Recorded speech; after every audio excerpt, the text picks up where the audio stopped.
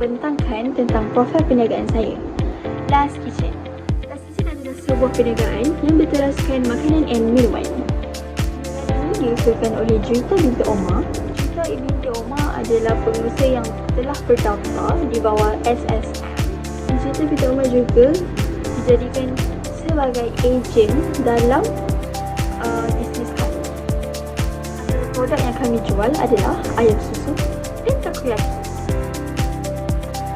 So ini adalah ahli daripada bisnes kami. So yang pertama kita ada Muhammad Arif Lutfi Muhammad Syukri, iaitu kita punya founder. Nur Izzati bin Azlan Shah, marketing manager.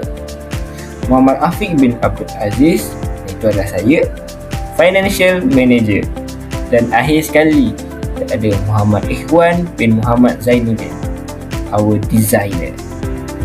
Seterusnya, kita lihat pula pada strategi external networking atau hubungan luar kami atur untuk mengembangkan Last Kitchen. Strategi ini terbagi pada 4 komponen utama. Untuk poin pertama dan kedua, hubungan pelanggan dan pembekal. Pertama, customer engagement. Kami memanfaatkan platform media sosial seperti WhatsApp, Instagram dan TikTok untuk berkongsi video pendek bagi menarik audiens muda. Di samping mengumpul maklum balas pelanggan untuk menambah baik rasa dan pembungkusan. Kedua, supplier relationship. Kami membina hubungan erat dengan pembekal bahan mentah seperti takoyaki dan ayam susu untuk memastikan kualiti dan harga yang stabil. Di samping berunding untuk pembelian bukai demi menjimatkan kos. Ketiga, digital and delivery platform. Kami menawarkan perkhidmatan COD melalui aplikasi penghantaran dan pesanan terus WhatsApp. Kami juga merancang untuk menyediakan program kesetiaan atau diskaun khas bagi menghargai pelanggan tetap. Akhir sekali, melalui keseluruhan strategi jaringan luar ini, ia memberi impak positif kepada Last Kitchen, iaitu meluaskan pasaran ke pelanggan di luar kawasan tangkap, meningkatkan kesedaran jenama melalui penilaian yang konsisten serta membuka peluang kolaborasi jangka panjang yang lebih mampat. Seterusnya, kita beralih kepada hala tujuan strategi syarikat, iaitu visi dan misi bagi Last Kitchen. Bagi visi kami ialah untuk menyediakan sumber pendapatan yang stabil dan mampan melalui sektor penjualan makanan dan minuman, F&B. Bagi misi kami pula, bagi merealisasikan visi tersebut, misi kami untuk memastikan perniagaan ini terus bertahan dan berkembang dengan menawarkan produk makanan yang berpatutan, sedap serta sentiasa memenuhi kehendak dan permintaan pelanggan semasa. Untuk visi dan misi ini yang menjadikan pegangan kami dalam memastikan kualiti perkhidmatan dan produk Last Kitchen sentiasa berada pada tahap terbaik. Untuk social media platform, kami menggunakan TikTok, Instagram dan WhatsApp untuk mempromosikan produk kami. TikTok digunakan untuk upload video pendek bagi menarik perhatian pelanggan. Instagram pula digunakan untuk memaparkan gambar produk dan promosi. Manakala WhatsApp digunakan untuk pelanggan membuat tempahan dan bertanya tentang produk.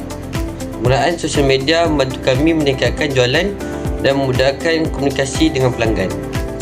Untuk pricing strategi, kami menggunakan normal price dan promotion price. Harga biasa digunakan sebagai harga standard produk, manakala promotion price diberikan untuk menarik lebih ramai pelanggan dan meningkatkan jualan. Strategi ini membantu pelanggan menampakkan harga yang berpatutan dan pada masa yang sama meningkatkan keuntungan perniagaan. Seterusnya, saya akan menerangkan prestasi kewangan bagi perniagaan kami melalui Go E-commerce. Data yang dipaparkan adalah menunjukkan jualan sepanjang bulan Januari hingga April 2026 untuk satu orang ahli kami, iaitu sebanyak RM965.25. Jumlah keseluruhan bagi jualan kami adalah RM3,861. Assalamualaikum dan hai semua orang. Nama saya Muhammad Afiq. So pada slide ini saya ingin menerangkan untuk menunjukkan cadangan penambahbaikan daripada setiap bagi kumpulan kami. Setiap ahli memberi cadangan mengikut bahagian-bahagian masing-masing supaya perniagaan dapat berjalan dengan lebih baik pada masa akan datang. So pertama, Arif Lutfi mencadangkan penambahbaikan dari segi operasi perniagaan sebab dia adalah seorang founder. Contohnya, kita bagi kumpulan perlu merancang strategi dengan lebih baik, membahagi tugas secara sistematik dan memastikan setiap ahli menjalankan tanggungjawab masing-masing. Okey, kemudian kita pergi kepada Nur Izzati. Nur Izzati sebagai kita punya marketing manager.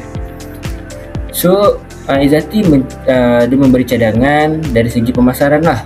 Produk perlu dipromosikan dengan lebih aktif melalui media sosial seperti Instagram, TikTok dan WhatsApp. Selain itu, dia pun mencadangkan untuk next kita punya perniagaan untuk membuat promosi, diskaun, mencari feedback pelanggan dan caption yang menarik untuk membantu menarik perhatian pelanggan. Kemudian kita pergi kepada saya, iaitu saya Muhammad Afiq. Saya mencadangkan untuk penambahbaikan dalam rekod kewangan sebab saya sebagai financial manager. So, semua modal jualan, perbelanjaan dan keuntungan perlu direkod dengan lebih tepat lah supaya kumpulan dapat mengetahui prestasi sebenar perniagaan. Dan akhir sekali, Muhammad Ikhwan, iaitu kita punya designer, mencadangkan supaya bahan promosi seperti poster, video, gambar produk dan konten media sosial dibuat dengan lebih menarik dan profesional. Ini penting supaya perniagaan kelihatan lebih dipercayai oleh pelanggan. So, secara keseluruhannya, semua cadangan ini dapat membantu perniagaan menjadi lebih tersusun, lebih profesional dan berpotensi meningkatkan jualan. Kemudian, kita pergi ke last part, iaitu conclusion. Kita telah sampai pada penghujung pembentangan. So, yang terakhir saya nak ingin terangkan tentang conclusion. So, secara keseluruhannya, projek ini telah memberikan pengalaman yang sangat bermakna kepada kumpulan kami dalam menguruskan perniagaan kecil secara atas talian. Melalui projek ini, kami belajar cara mengurus jualan, mempromosikan produk melalui media sosial, berkomunikasi dengan pelanggan, merekod transaksi kewangan dan bekerjasama sebagai satu kumpulan. Walaupun perniagaan ini dijalankan secara kecil-kecilan, prestasi jualan menunjukkan bahawa produk kami mempunyai potensi yang besar untuk berkembang pada masa yang akan datang. Selain itu, projek ini juga membantu kami memahami cabaran sebenar dalam dunia perniagaan, terutamanya dari segi promosi, pengurusan masa dan layanan pelanggan. Kesimpulannya, projek ini bukan sahaja memberi pengalaman dalam bidang perniagaan, malah membantu kami meningkatkan kemahiran komunikasi, kerjasama dan pengurusan. Kami harap perniagaan ini dapat terus kami perbaiki dan dikembangkan pada masa hadapan. Sekian, terima kasih.